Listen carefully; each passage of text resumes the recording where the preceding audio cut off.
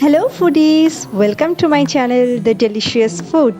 আমি শ্রেয়সী চলে এসেছি আজকে একটা নতুন রেসিপি নিয়ে। রেসিপিটার নাম সুজির রস চমচম। যারা মিষ্টি প্রিয় তাদের কাছে কিন্তু রেসিপিটা খুবই ভালো লাগবে। তাহলে চলো দেখে নিই কীভাবে বানালাম সুজির রস চমচম। প্রথমে একটা প্যানের মধ্যে দিয়ে দিচ্ছি 1 চামচ ঘি। তোমরা ইচ্ছা করলে তেল দিয়েও এটা করতে পারো, আমি ঘি দিলাম, তাহলে ঘি দিলে ফ্লেভারটা খুব ভালো আসে। দিয়ে দিচ্ছি 1 বাটি সুজি। আমি কিন্তু একটা বাটিতে মেপেছি, তোমরা ইচ্ছা করলে কোনো কাপেও মেজারমেন্ট করতে পারো। সুজিটাকে নাড়াচাড়া করে নেবো অল্প করে, বেশি লাল করার কিন্তু আমাদের দরকার নেই। আর গ্যাসের ফ্লেমটা কিন্তু অবশ্যই লো রাখবে। দিয়ে দিচ্ছি 2 টেবিল স্পুন ময়দা। ময়দা আর সুজিটাকে ভালোভাবে মিশিয়ে নেব।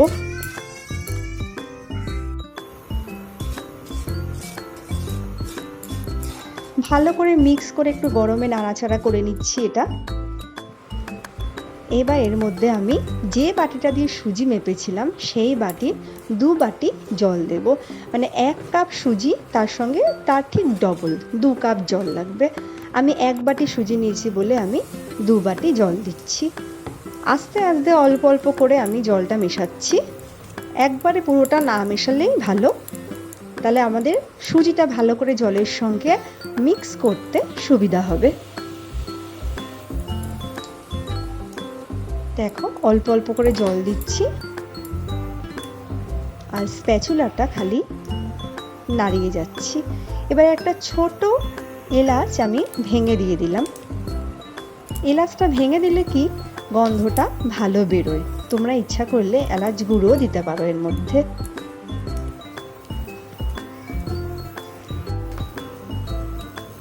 দিয়ে দিচ্ছি আর 1 চামচ ঘি।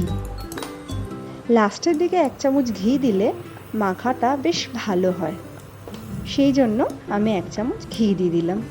এবার ভালো করে ঘিটা এর সঙ্গে আমি মিশিয়ে দেবো।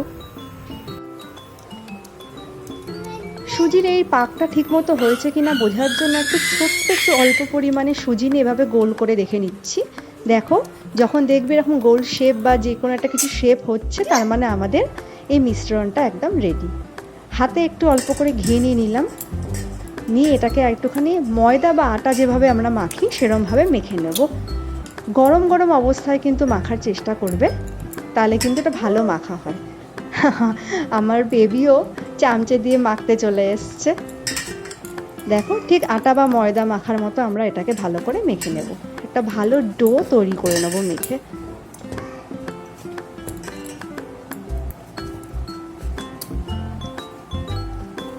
ভালো করে ডোটাকে মেখে দেখো আমার কিন্তু ডোটা ভালো করে মেখে রেডি করা হয়ে গেছে।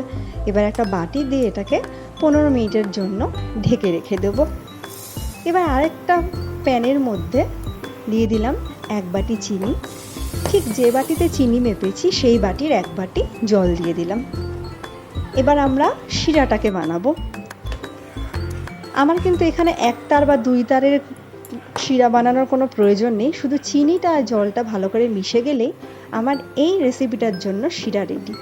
একটা ছোট এলাচ ফাটিয়ে দিয়ে দিলাম, তাহলে গন্ধটা খুব ভালো আসে সেই জন্য।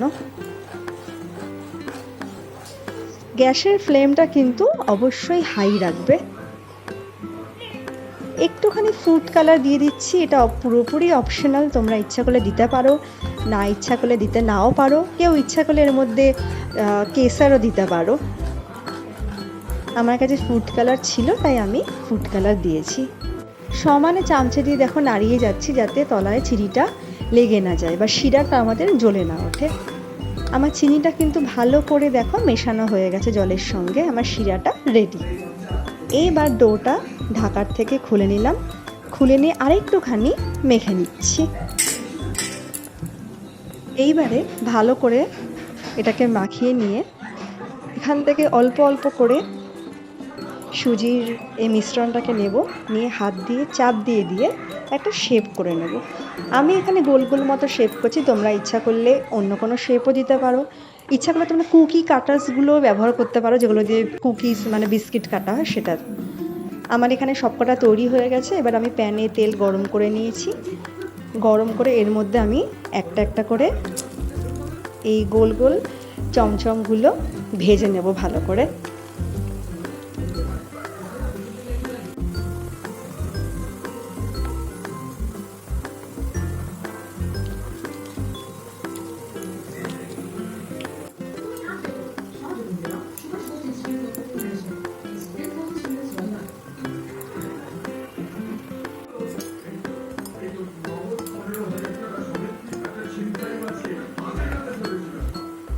বেশ লাল লাল করে দেখো ভাজা হয়ে গেছে।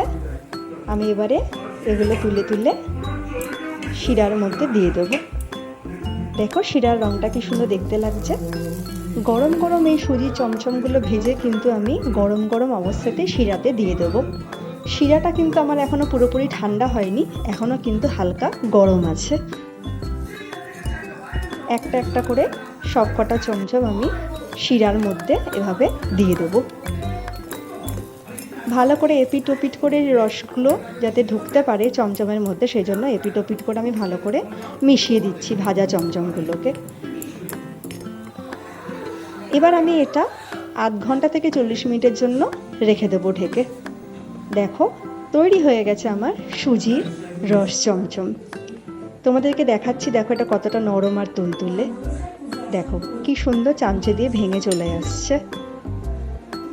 এটা বানানো খুবই সহজ, তবে আমি যেরকমভাবে মেজারমেন্টগুলো করেছি সেই রকমভাবে কিন্তু তোমরা মাপ নিয়ে নিয়ে করলে এটা এরকমই খুব সুন্দর আর সুস্বাদু বানাতে পারবে তোমরা। আশা করি সবার খুব ভালো লেগেছে আমার রেসিপিটা। ভালো লাগলে অবশ্যই লাইক করো আর আমার চ্যানেলটাকে সাবস্ক্রাইব করে দিও। ভিডিওটা দেখার জন্য অসংখ্য ধন্যবাদ। Thank you.